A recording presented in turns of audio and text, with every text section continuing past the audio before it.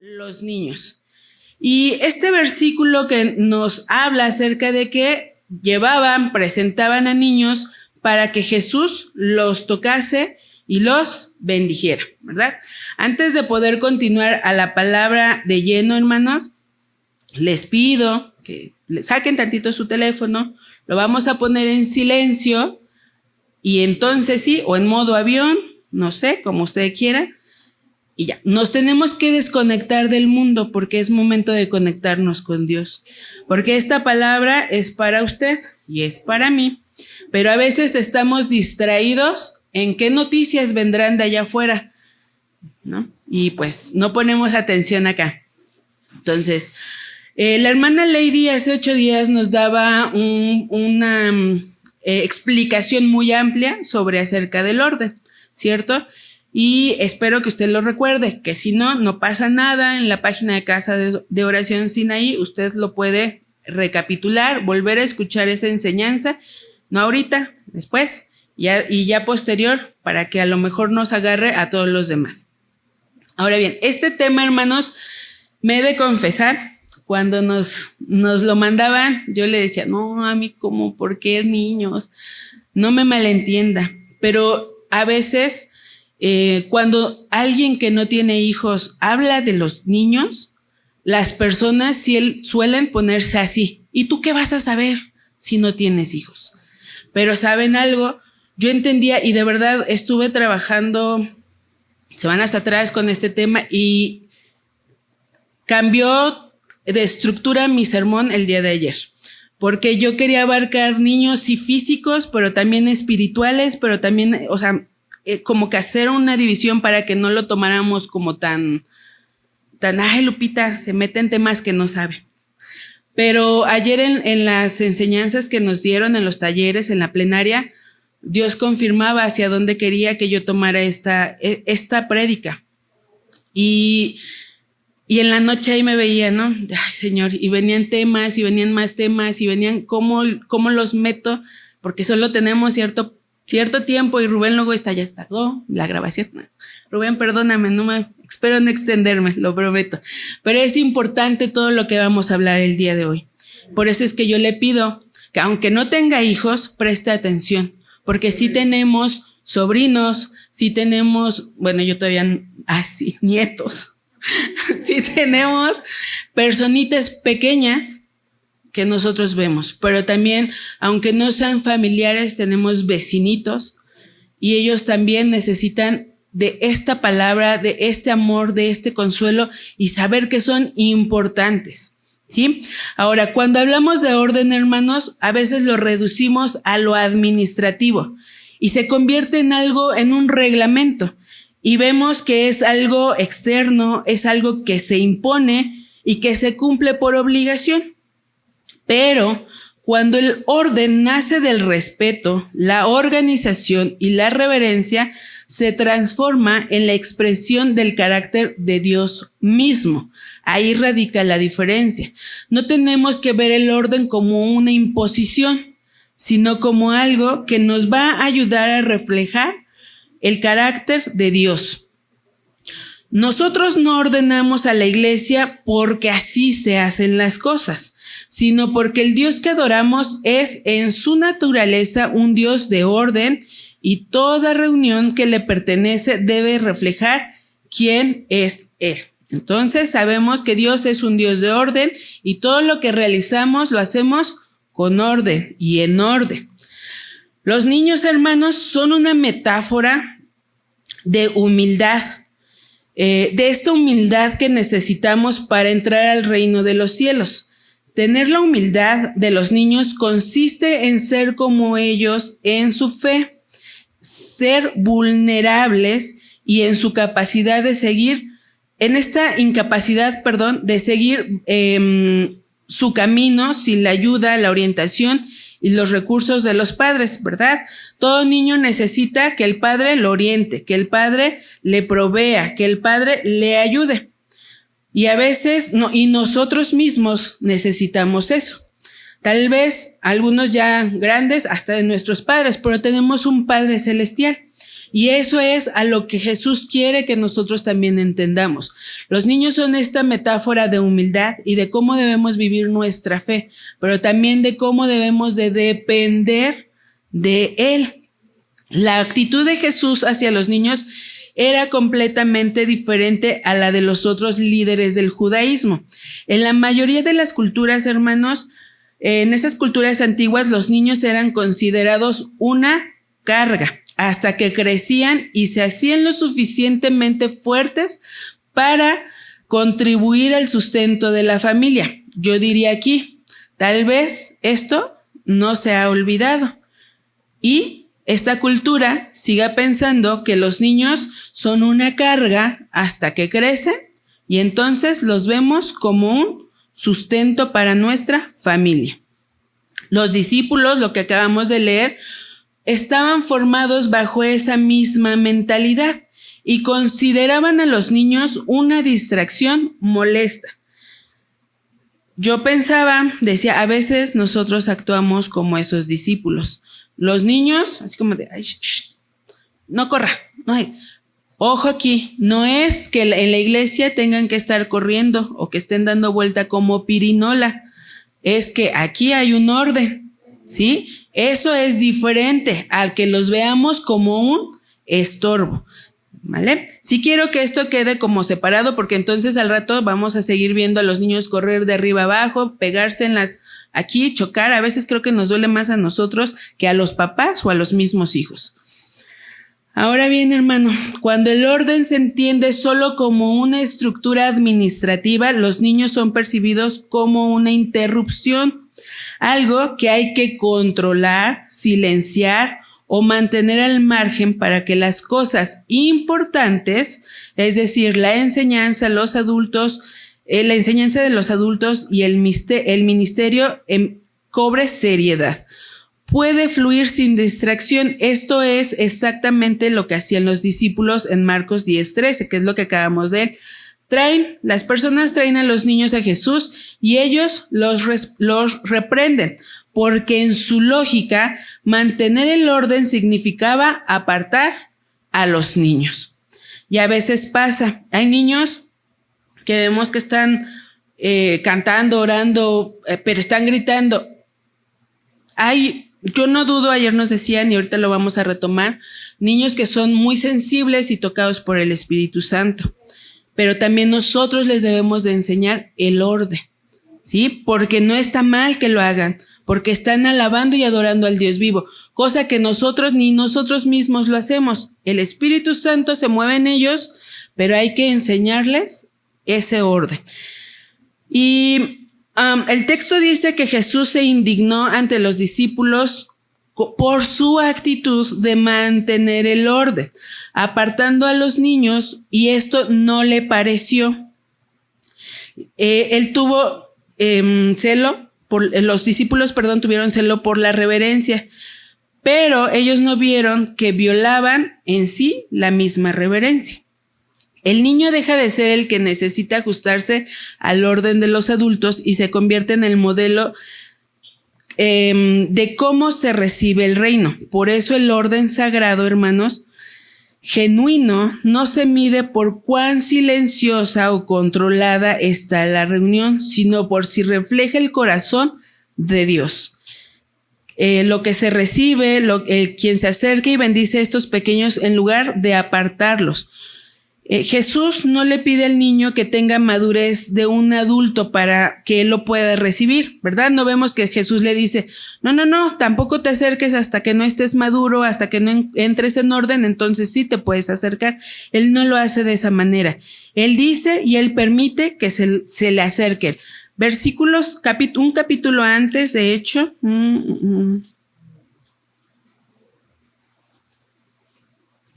en el 9:36 dice, y tomó a un niño y lo puso en medio de ellos, y tomándole en sus brazos les dijo, el que recibe en mi nombre un niño como este, me recibe a mí, y el que a mí me recibe, no me recibe a mí, sino al que me envió.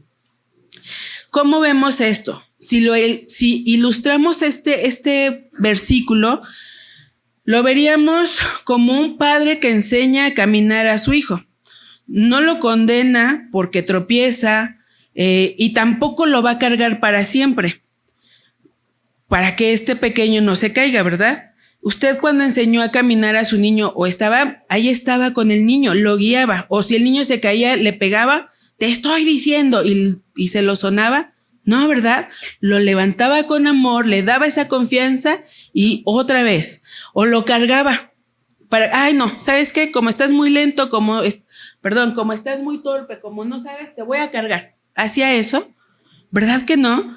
Es lo mismo que Jesús les quiere enseñar. Usted lo sostenía a su hijo, lo corregía, sí, pero lo levantaba y precisamente por eso el niño aprendía a andar con firmeza, porque el niño empezó a confiar. Así trata Dios el orden con los pequeños, no los aparta de la casa hasta que caminen, no los deja tropezar sin guía. Por eso Jesús no puso al niño en la puerta, esperando a que mereciera entrar, lo puso en medio. Desde ahí comenzó a enseñar. El lugar del niño en la casa de Dios no es en la entrada condicionando hasta que el niño madure. Es el centro desde donde se le sostiene mientras aprende a andar en reverencia. ¿Quién le va a enseñar a andar en reverencia, hermanos? ¿Las instructoras? ¿La pastora? ¿Los líderes? No, los padres. Es por eso que hoy quiero que veamos 3 cosas que Dios nos enseña sobre los niños en su casa. Los niños vamos a ver que son una bendición para la casa y también para la iglesia. Vamos a ver cómo debemos de educarlos y cómo debemos protegerlos. Por eso es que hoy la pastora me hacía una pregunta, ¿dejamos a los niños? Yo decía que no, porque esto más que para los niños es para usted. A los niños les podemos dar una clase de orden y créame que la van a captar. Y le hemos dado, cuando dimos valores, les decíamos, cuando ustedes salgan, si ven algo tirado, si ven a alguien recoger sillas, háganlo. ¿Qué pasaba? Los niños salían, lo hacían y había hermanos, no, yo. ¿Quiénes somos los que entorpecemos? Nosotros. Por eso es que esta enseñanza es para nosotros. Por eso es que les digo, no se distraigan con absolutamente nada. Porque a veces vemos, ay, sí, tengo hijos, qué bien, ya. No, hermanos. Vamos a Salmos 127, 3-5. Vamos a abordar la primera cosa que yo les comentaba sobre lo que Dios nos enseña sobre los hijos, y es que los niños son bendición para el hogar y la iglesia. Gracias. Los niños son bendición para el hogar y la iglesia. Salmo 127, 3-5 nos dice, he aquí, herencia de Jehová son los hijos. Cosa de estima el fruto del vientre, como saetas en manos del valiente, así son los hijos habidos en la juventud. Bienaventurado el hombre que llenó de aljaba de ellos, no será avergonzado cuando hablare con los enemigos en la puerta. El salmista nos describe a los hijos como el salmista no describe a los hijos como una responsabilidad pesada o un gasto que hay que sobrellevar. ¿O sí lo describe así, hermanos? No, los llama herencia, saetas, motivos de bienaventuranza. En una cultura donde a veces se habla de los niños principalmente en términos de lo que cuestan, interrumpen o complica, este salmo nos recuerda que Dios los ve como regalos, no como cargas. Y aquí es donde muchos, pues sí, como que, ay, es que gasto mucho en este niño, que no estudie mejor. O ya otra ropa así, aunque traiga la playerita de Abasolo. Zapatos así gastaditos, aunque luego los pise de atrás, no importa. Así, porque es muy gastado, es mucho gasto tener hijos, perdón. Pero el salmista, cuando usted llegue a pensar eso sí se los voy a decir a los niños. Dile a tu papá y a tu mamá, recuerda Salmo 127, 3, 5, mamá, papá. Porque aquí el salmista dice, no son una carga, herencia, son una bendición. Y es que aquí chocamos porque actualmente que nos dice las nuevas, la tendencia de lo que ahorita hay mucho que dice, mejor no tengo hijos, mejor hasta que termine mi licenciatura, mi doctorado, mi maestría, un buen trabajo, una casa, un carro, ya tenemos 60 años y ni hijos. Y cuando queremos, pues que Dios haga el milagro como Sara. Sí, hermano, pero pues también, por favor. Ok, muchas traducciones, de la Biblia utilizan la palabra herencia en lugar de recompensa y regalo, en lugar de don. Por ejemplo, en la NBI nos dice, los hijos son una herencia del Señor, el fruto del vientre es una recompensa. Nueva Traducción Viviente dice, los hijos son un regalo del Señor, son una recompensa de su parte. ¿Ven cómo no son una carga, hermanos? Son una recompensa que Dios les otorga. Y a veces, cuando ustedes le dan un regalo, le dicen, ay, no, gracias, ahorita tengo muchos regalos. No, ¿verdad? A veces cuando te tengo un regalo, ya dámelo, ya dámelo. Pues así son los hijos, un regalo, una recompensa. O imagínense cuando estemos allá arriba, no, Señor, no me des recompensas. No, yo sí quiero mis recompensas. Algo he de ganar. Génesis 1:28 nos dice que Dios ordenó a su pueblo, sean fecundos y multiplíquense. Después del diluvio, Dios le dijo a Noé, sean fecundos y multiplíquense y llenen la tierra. Como pueblo del pacto de Dios, los antiguos hebreos apreciaban la importancia de la procreación y la fortaleza y seguridad física, emocional y económica de Israel. Se expresaba a través de familias numerosas. Fíjese, en ese tiempo, quienes tenían muchos hijos, quería decir que tenían, y ahora tienen uno. Y usted, ahí, diga lo que piense, no yo. Es que el salmista nos dice que ellos son esta herencia. Y aquí sí hay una parte, no me voy a saltar porque voy a seguir mi texto, hermano, porque si no me va a salir.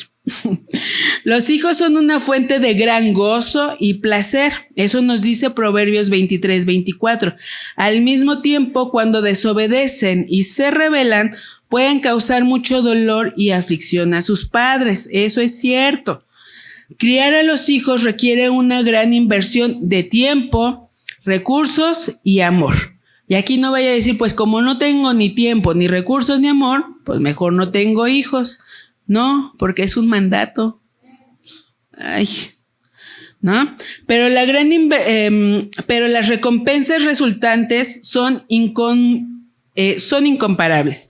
Jesús reconoció, a todo el que se le haya dado mucho, mucho se le demandará. Y al que mucho le han confiado, más le exigirán. En lugar de ver a los hijos como una carga o una responsabilidad, nosotros debemos aceptarlos como un legado y un regalo de Dios. Como flechas en la mano del guerrero, dice el salmista, los hijos también pueden ser enviados al mundo para promover la causa del reino de Dios. ¿Cómo nosotros vamos? Decía en una ocasión la pastora, o muchas veces lo ha dicho, que dice, si no quiere hablar a los demás, pues tenga hijos, llénelo, pero adivine qué, que su deber es educar a los hijos en el evangelio para que esos hijos, como usted no tuvimos el valor de ir y predicar a los demás, ¿quiénes lo van a hacer? Los hijos. Entonces, hermano, si usted dice, no, yo sí no quiero andar predicando el evangelio, multiplíquese de esa manera, ¿no? Permítanme.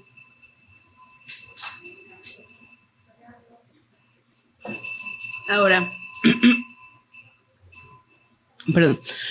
Ya vimos que los hijos son una bendición del Señor porque proporcionan protección y seguridad futura a las familias. En el antiguo Israel, un hogar con muchos hijos ofrecía seguridad y defensa. Cuantos más hijos, menos vulnerabilidad. Los padres que tienen hijos cuando son jóvenes son bendecidos porque esos hijos crecerán a tiempo para proporcionar apoyo y estabilidad financiera a sus padres en el futuro. Y aquí muchos hijos, tache guarache. Porque, ¿qué creen? Que nosotros sí somos esa bendición, somos ese regalo, pero ¿cuántos somos el apoyo financiero a nuestros padres? Y no me salga como la juventud de hoy en día que dice, ¿para qué me tuvo? Yo no le dije que me tuviera. Es tu obligación, joven. Si ya estás en edad de noviazgo, en edad de andar de fiesta, en edad de andar comprándote videojuegos, no sé, tus lujos, no está mal. Pero ¿sabes qué? Que sí tienes que ser sustento en tu casa. Joven que está estudiando, pues lógico, pero también hay jóvenes que son, pero sí bien listos, hermanos. Papá, me voy a seguir la maestría, el doctorado, sigue. Y el papá, con sus pocas fuerzas, lo hace. ¿Pero por qué? Porque el hijo ya empezó, le gustó más la flojera y recibir. ¡Ey! Error. Tú quieres ser bendecido, tú tienes que bendecir. Y resulta que el salmista dice, aguas ahí.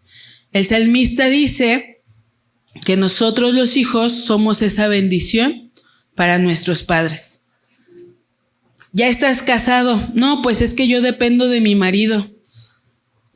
Pues es que tu madre te tuvo que haber enseñado a administrar.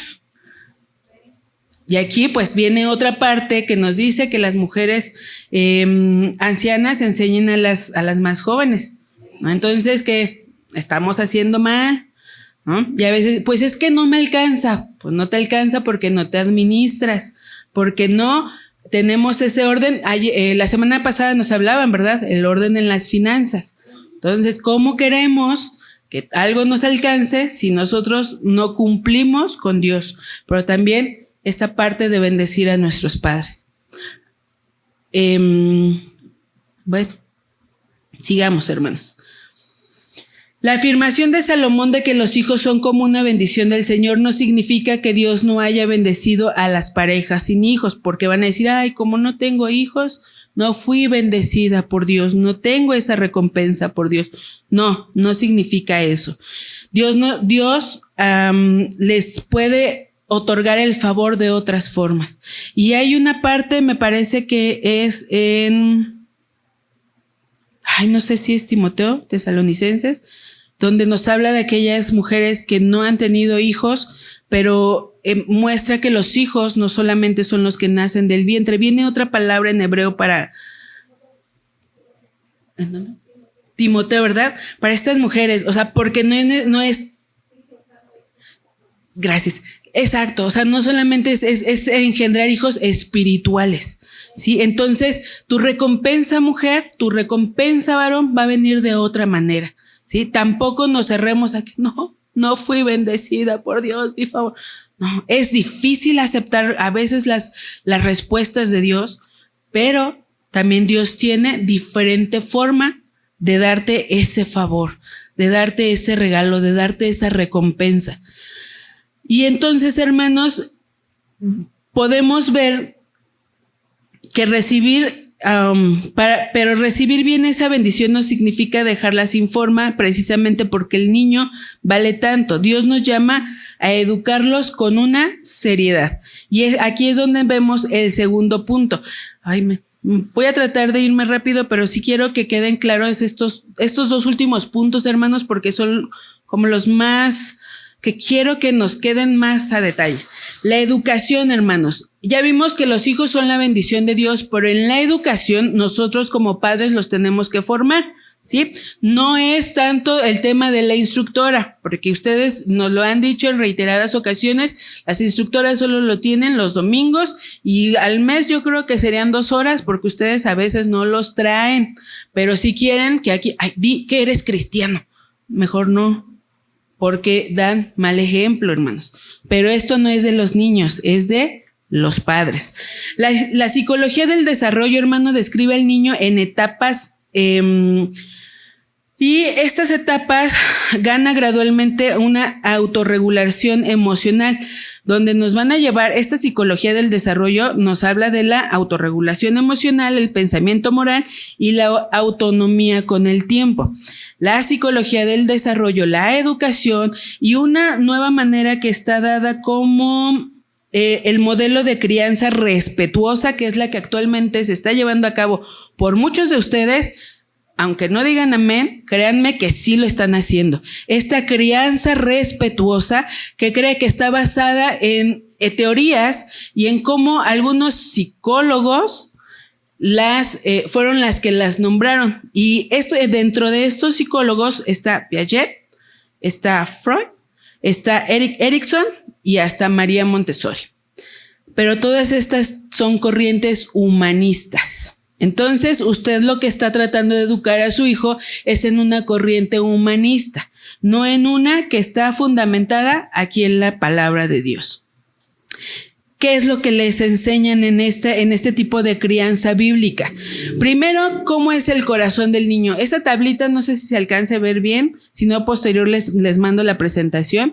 La Biblia enseña que el corazón humano nace inclinado al pecado, pero esta crianza respetuosa nos dice que el pecado no existe. Solamente es que el niño pues todavía no alcanza la madurez y nosotros se la compramos. El problema principal no es inmadurez emocional, sino pecado en el corazón. Por eso, la meta no es solo regular emociones, sino formar el corazón hacia Dios. El niño necesita dirección, corrección y evangelio. Esto a veces nosotros decimos, ay no, es que mi niño, ¿cómo lo va a pegar? La crianza respetuosa. Esta crianza nos enseña que la autoridad no es del padre, sino que empezamos a negociar con ellos. Cuando la autoridad, que es el segundo punto, bíblicamente la autoridad de los padres es delegada por Dios. Efesios 6, del 1 al 4, usted ahí lo puede anotar, después le da lectura. Esta autoridad es delegada por Dios, es real y es jerárquica. Los hijos deben obedecer, no negociar la obediencia. El padre no es un facilitador emocional, sino una autoridad, si bien es amorosa, pero esta autoridad está bajo la sujeción de Dios. La crianza respetuosa tiende a minimizar esta jerarquía. Prioriza el diálogo constante y en muchos casos evita exigir obediencia inmediata, poniendo la validación emocional por encima de ellos, pero bíblicamente la obediencia no es opcional ni negociable. ¿Qué pasa? Aquí se lo ejemplificamos. Cuando le dicen, mi vida preciosa, hermosa, está corriendo. Por favor, no corras. Los hermanos por allá, que se caiga. Pero la mamá, pequeño, corazón, ¿no? Mi cielo, tesoro. Ay, o sea, y el niño nunca les hace caso. Cuando la mamá decide como que, ay, hermanos, agarra al niño, pues le trata, mira, si tú no corres, ahorita te voy a comprar un chocolate. ¿Qué estamos haciendo? Negociando mi autoridad, que fue delegada ¿por quién? Por Dios. ¿Quién nos está ganando? Cuyo corazón está inclinado ¿hacia dónde? Hacia el pecado. ¿Vamos bien? Súper bien.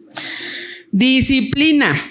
Proverbios enseña que la disciplina es necesaria.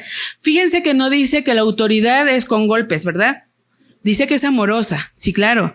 La disciplina también me dice que es amorosa. Pero incluye, fíjense, una corrección firme.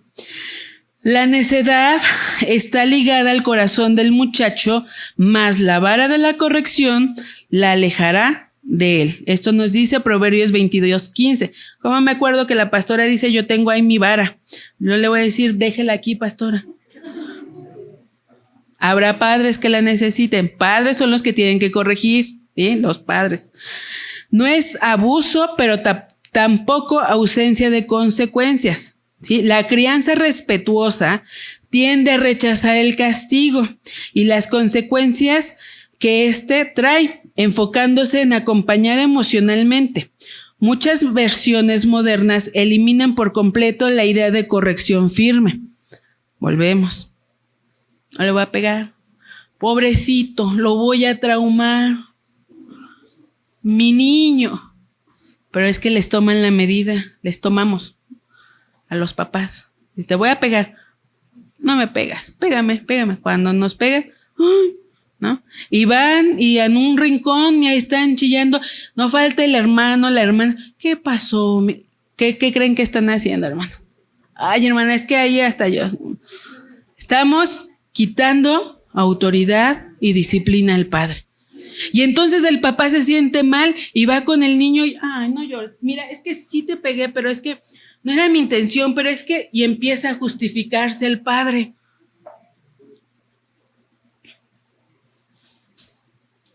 Sin más. Nosotros sí nos duele que les peguen a sus hijos. Sí los vemos, pero es que, hermanos, a veces ustedes como que traen todo ahí, en ese momento, sacan el estrés de toda su semana y de todo de su día. Te dije, y en cada sílaba, un golpe. No, hermanos. Caemos de un extremo a otro, sinceramente. La sabiduría viene de parte de Dios. Son un regalo de Dios. Y Dios les va a mostrar cómo los tienen que guiar. Ahorita es una, ¿no? Un granito, ahí te va cómo los tienes que educar. Pero está en ustedes el cambiar, el hacer un cambio. Si no tiene dominio propio, hermano, ore. La meta final. La meta de la crianza bíblica es formar discípulos, criar hijos que teman al Señor y moldear el carácter conforme a Cristo. No solo que el niño exprese emociones sanamente, sino que aprenda dominio propio y sumisión a Dios. Pero si yo como padre no tengo dominio propio y no me someto a Dios, ¿qué le voy a enseñar a mi hijo? La crianza respetuosa apunta a la seguridad emocional, la autonomía y la autoexpresión. Pero la Biblia no pone la autoexpresión como valor supremo, sino la santidad. Desde muy niños les debemos de enseñar la santidad. Esto no significa que todo en la crianza respetuosa sea malo, porque la crianza respetuosa nos dice no gritar, no humillar, no abusar, escuchar al hijo, y todo eso sí es bueno, eso sí es coherente con el carácter de Dios. El problema, hermanos, es que minimizamos el pecado, debilitamos la autoridad paterna, reemplazamos la obediencia por la negociación y sustituimos la disciplina por el acompañamiento emocional. Y no llevamos al arrepentimiento ni a la fe. Se nos olvida eso. Proverbios 13:24 lo resume: el que detiene el castigo a su hijo aborrece, mas el que lo ama desde temprano lo corrige. La crianza bíblica es respetuosa, pero la crianza respetuosa, tal como se enseña hoy, no siempre es bíblica. Educar entonces no es una opción secundaria del orden. Es su propósito formar corazones físicos y espirituales hacia la madurez en Cristo. Pero la educación forma el corazón del niño sin protegerlo por sí sola de todo peligro. Por eso Dios nos llama, por último, a protegerlos. Y aquí Jesús es más severo de lo que muchos esperan. Ya vimos que son una bendición. Qué bonita bendición. Como responsabilidad nuestra, como padres, como tíos, como abuelitos, es también educarlos. Educarlos con una crianza bíblica. Pero el tercer punto, hermanos, es protegerlos. Y esta parte, ayer nos hablaban en los talleres, una de las hermanas tocaba y daba esta cita de Luis. Dijo, los niños no son una distracción del trabajo importante. Los niños son el trabajo más importante. Y es que les quitamos esa importancia. Marcos 9:42 dice, y cualquiera que haga tropezar a alguno de estos pequeños que creen en mí, mejor le fuera si se le atase al cuello una piedra de molino de asno y se le echase en el mar. Esta es una advertencia más severa que Jesús pronuncia en todo el Evangelio de Marcos. No la dirige a un asesino ni a un ladrón, la dirige a cualquiera que haga tropezar a un niño. Eso nos dice algo contundente. En el orden sagrado de Dios, dañar a un pequeño física, emocional o espiritualmente no es un asunto menor, hermanos. Se trata con la misma seriedad con la que Dios trata cualquier pecado grave. Y aquí hay dos vertientes, tanto el niño físico como el espiritual, pero ahorita me voy a basar en los pequeños físicos. La que sigue, por favor. ¿Cómo vamos a proteger a nuestros hijos, a nuestros pequeños de alrededor? Hay 5 maneras, o yo las englobé desde estos 5 puntos, es física y emocionalmente. Proteger significa que nadie los dañe, descuide o desprecie, incluyéndonos a nosotros, sus familiares o sus padres. Efesios 6:4 lo dirige directamente a los padres. Dice, no provoquéis a ira a vuestros hijos. La misma autoridad que corrige con amor es responsable de no herir con dureza, favoritismo o desprecio. ¿Hemos dañado a nuestros hijos de una de esas maneras? Usted sabrá. ¿Existe a veces favoritismo entre los hijos? ¿Los llegamos a despreciar? Usted puede decir que no, hermano, pero ojalá, bueno, sí se lo voy a pedir, que el Espíritu Santo le traiga la memoria cuando usted lo hizo. ¿Sabe por qué? Porque a veces nosotros actuamos desde el enojo, desde el coraje. Y esos niños no tienen la culpa de que usted no le vaya bien, de que usted tomara malas decisiones. Es cierto, ellos no pidieron venir. Es cierto, Dios los mandó, también es cierto. Ya que usted los tiene, cuídelos, valórelos, edúquelos. ¿Ha visto muchos niños allá afuera en la calle? ¿Abajo de puentes? ¿Qué hacemos? Ay, pobrecito, mejor.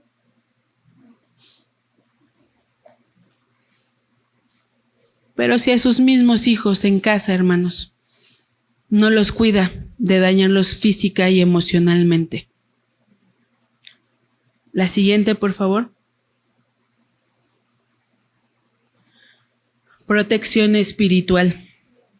Proteger también significa que la falta de corrección no los deje sin dirección y que el mal ejemplo de los adultos no los haga tropezar en la fe. Como ya vimos, recibir a un niño no es lo mismo que eximirlo del orden. La corrección firme y amorosa que trabajamos en el punto 2 es en sí misma una forma de protección. Un niño sin guía queda expuesto a peligros que aún no puede medir. Aquí vamos a ver un pequeño video. Ahorita se los pongo. No tiene sonido, solo quiero que lo vean.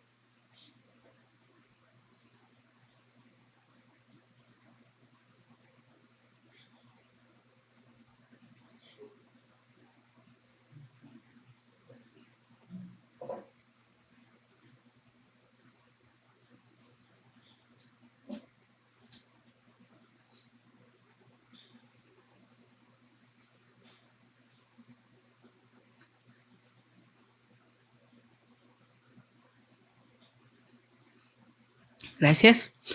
Con lo que vimos, hermanos, notamos que nuestros hijos son nuestro reflejo. Pero déjeme decirle que no todo está perdido.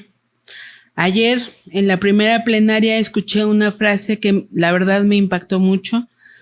Y la hermana decía, los niños tienen una sensibilidad innata para percibir la presencia de Dios, pero debemos fomentarles la búsqueda del mismo. Esto me dio esperanza, porque quiere decir que si usted como padre está perdido, el niño aún puede tener esa sensibilidad de percibir la presencia de Dios. Esperemos que usted no lo contamine. ¿Se escucha fuerte? Tal vez me veo un poco ruda y cruda al decir esto, pero estudiando este tema, hermanos, me encontré con ciertas estadísticas que muestran justo cuánto está en juego en esta protección espiritual. Usted no lo ve, pero eso que vemos en el video, ¿qué cree? Es real. Porque aquí usted, y perdóneme si a partir de ahorita ya mi tono no va a ser tan dulce, o ya mi tono nunca lo ha sido, ¿no? Aparte, pero o ya no voy a estar jugando o cotorreando, porque este es un tema importante. Porque los niños son ese futuro de los que más adelante van a ir y llevar el evangelio. Pero ¿cómo los estamos educando? Perdón, pero ustedes los llevan a la perdición. Ustedes, padres.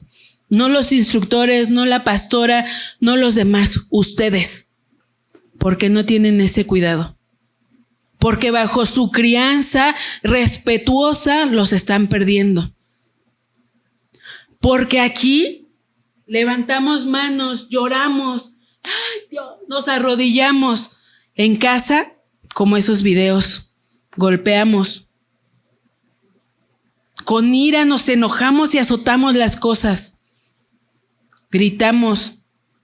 Ustedes piensan que sus hijos no se dan cuenta cuando pelean. ¿Qué creen? Sí se dan cuenta. ¿Saben por qué muchos no quieren casarse? ¿Por qué no quieren tener hijos? Volteen a verse ustedes. No culpen a la sociedad, ustedes. Entre el 66 y el 70% de los jóvenes que asisten regularmente durante su adolescencia dejan de asistir al menos un año dentro de los 2 años posteriores a graduarse de la escuela secundaria. Son estadísticas, hermanos. El periodo crítico de desvinculación definitiva oscila entre los 18 y los 22 años, coincidiendo con la universidad o la inserción laboral. Usted me va a decir, pero esto es en la juventud. Le dejo otro dato interesante. Aquí lo ponen así, alerta ministerial. El 29% de los jóvenes ya tenía planeado tomarse un descanso de la iglesia mucho antes de graduarse. La desconexión comenzó en las bancas de la escuela dominical, no en la universidad. Fíjense.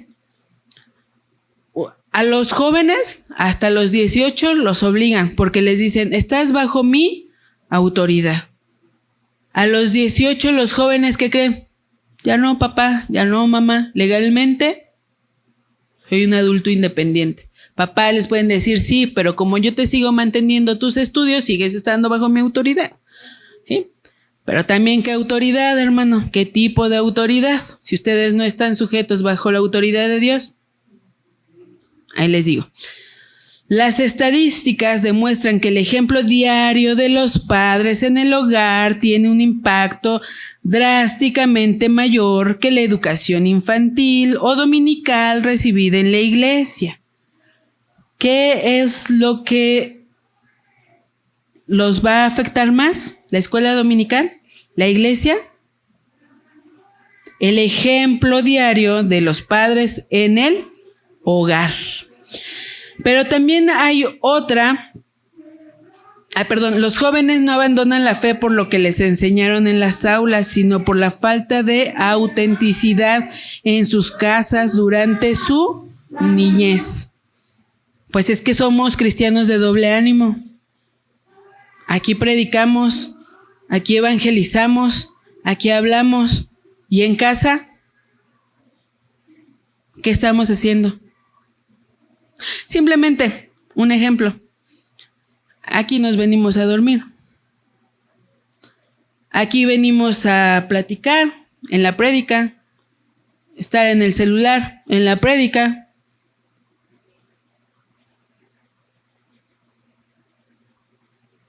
¿Qué ejemplo estamos dando? También hay otra cara de la moneda, hermanos, aquellos padres que sí son ejemplo en su fe y cuyos hijos aún así deciden abandonar la fe. Los padres no son culpables. Hay diversas razones para ello, también está en estadística. Los hijos tienen libre albedrío. La fe no es hereditaria.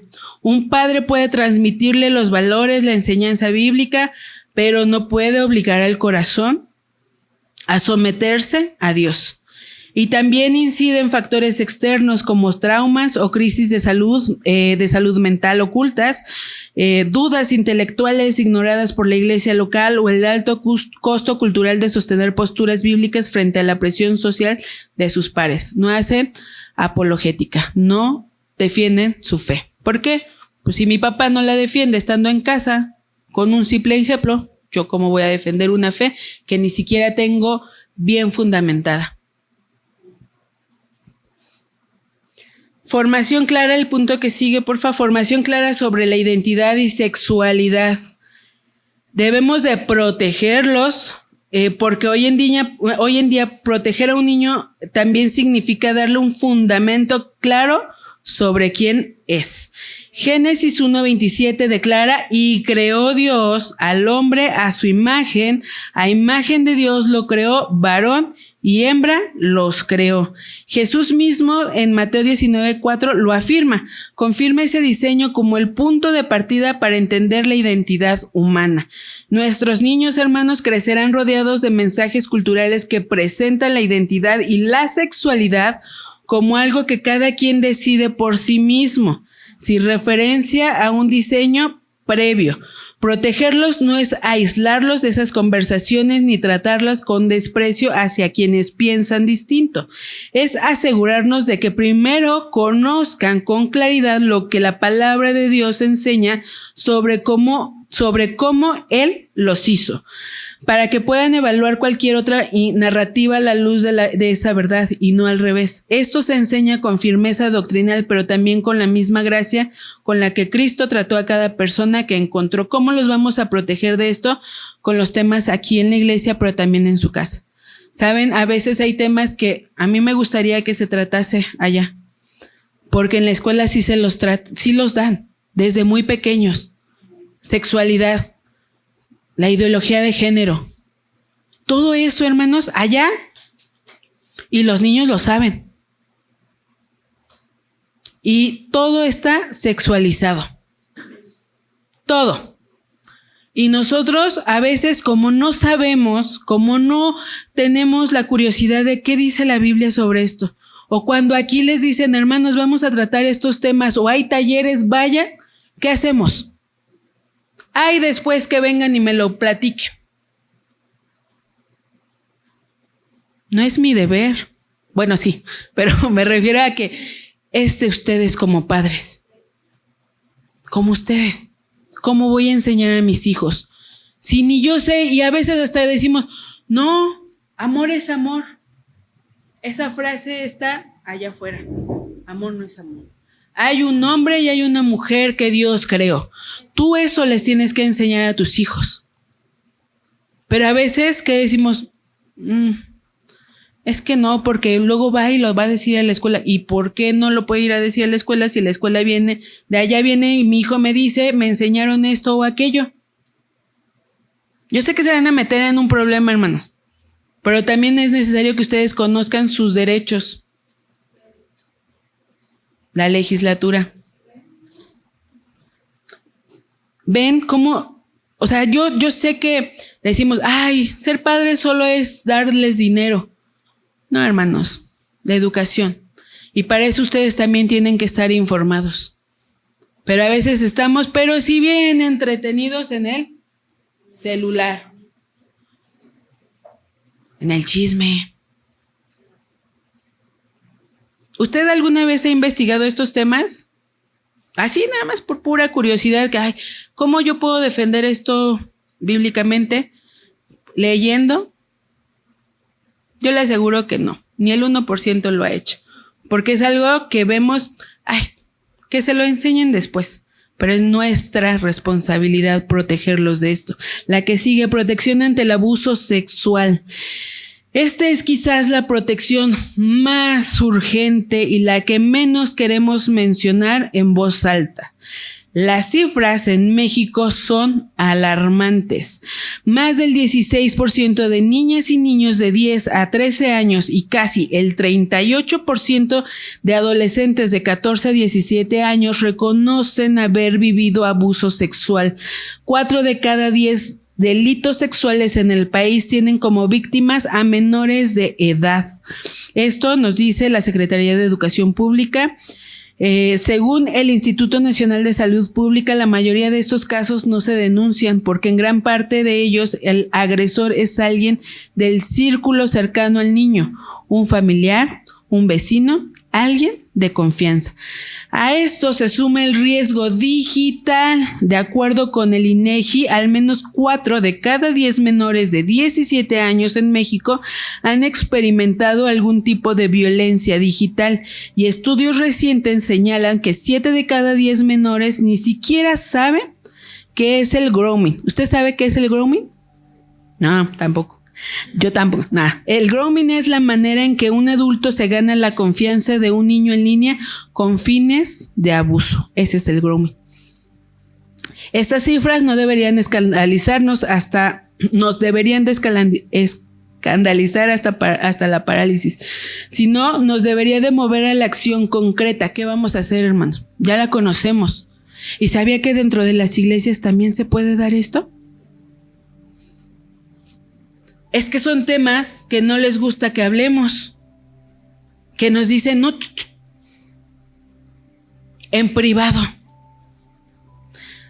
Cuando nos leyeron la Constitución de asambleas, ahí hay un apartado, ¿cierto, pastora? Cuando usted o alguien, incluso un niño, viene y le comenta a ella, su deber es investigar, pero también debemos de creerles a los niños. El Espíritu Santo, nosotros tenemos esa ventaja, al Espíritu Santo, que va a discernir. Y lo que ella tiene que hacer es dar aviso a las autoridades. O sea, yo le aviso, hermano, porque si en alguna situación esto se llega a pasar, no se vaya contra la pastora, porque a veces somos bien curiosos y hay casos en la parte de allá, bueno, en el mundo, que así, que nadie se entere. Yo lo manejo, es más, no voy a denunciarlo porque es mi familiar, porque es mi primo, mi tío, mi hermano. Mira, hijo, no pasó nada, lo soñaste, no fue así. ¿Cómo crees? Es tu tío, no fue así. Es tu hermano, no fue así. Es tu papá, no fue así. Estas cifras, sinceramente, yo creo que no están ni un 20% reales. ¿Sabe por qué? Porque muchos se callan,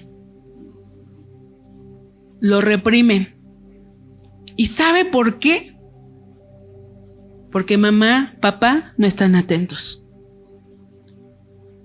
Porque están en todo menos donde deberían de estar. De verdad, hermanos, esto es algo alarmante. El abuso sexual en los niños sí existe. Hasta en los mismos niños de su misma edad. ¿Y sabe por qué? Porque ellos lo vieron en casa. ¿Nos seguimos quedando callados? ¿Seguimos no tomando estos temas?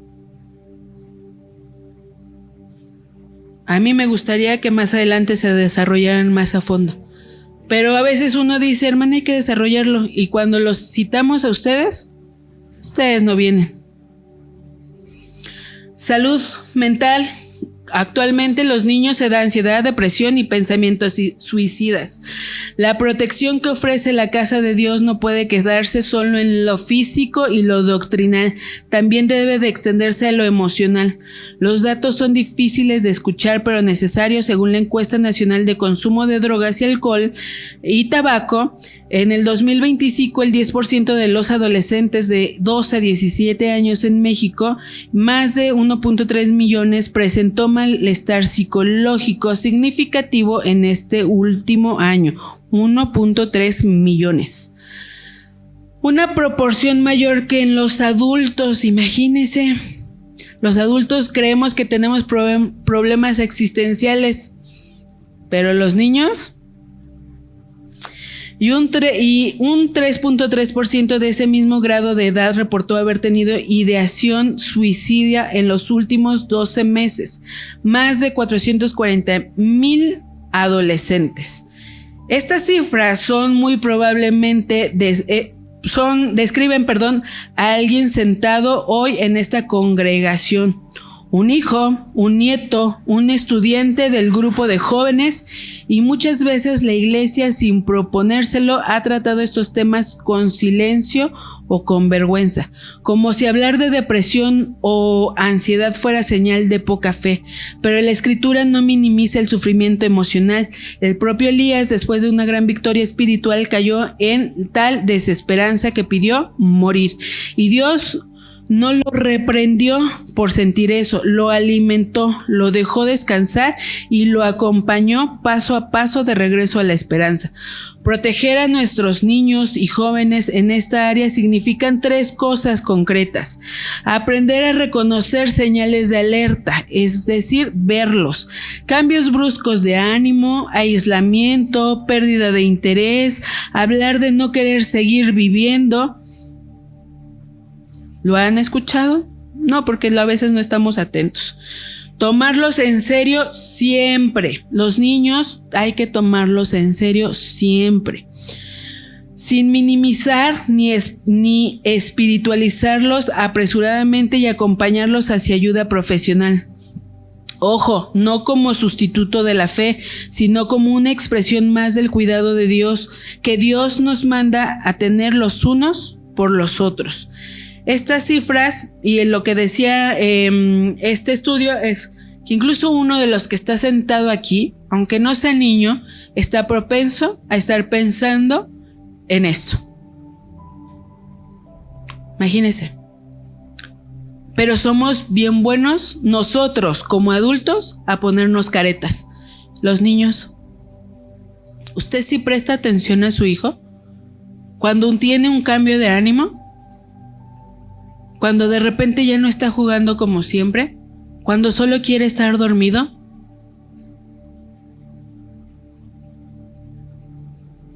Le voy a preguntar algo. ¿Ora por sus hijos? O decimos, ya está grande él, que ore. Niño de 2 años, ¿no?